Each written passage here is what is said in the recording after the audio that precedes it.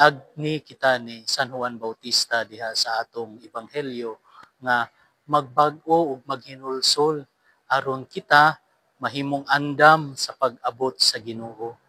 Atong pangutanon ang atong mga kaugalingon. Unsa nga mga aspeto sa atong kinabuhi ang kinahanglan nato usbon ug bag-ohon aron ihalad nato sa Ginoo.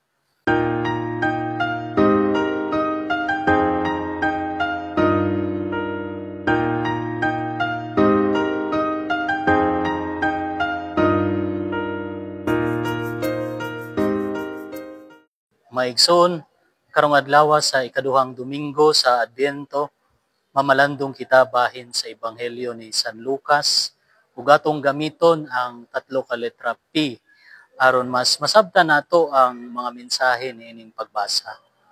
Una, pag-andam. Ang una nga letra nga atong pamalandungan mao ang pag-andam.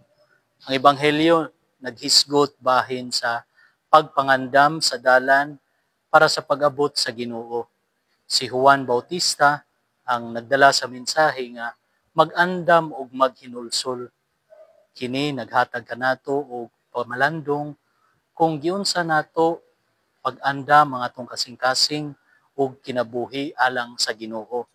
Nakapangandam ba kita sa atong espirituhanong kinabuhi aron nga madawat nato si Kristo sa atong kinabuhi. Ikaduha, pagbag-o. Ang pagbag-o naglakip kini sa paghinulsol o pag-usab sa atong kinaiya. Giagni kita ni San Juan Bautista diha sa atong ebanghelyo nga magbag-o ug maghinulsol aron kita mahimong andam sa pag-abot sa Ginoo. Atong pangutanon ang atong mga kaugalingon. Unsa nga mga aspeto sa atong kinabuhi ang kinahanglan nato usbon ug bag-ohon aron ihalad nato sa Ginoo. Ang ikatulo nga letra mao ang paglaom. Sa pag-abot ni Juan Bautista, nagdala siya og paglaom sa katawhan nga adunay paglaom sa kaluwason.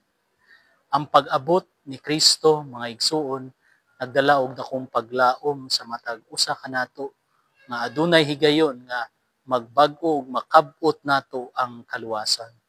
Pangutan-on pud nato ang atong kaugalingon.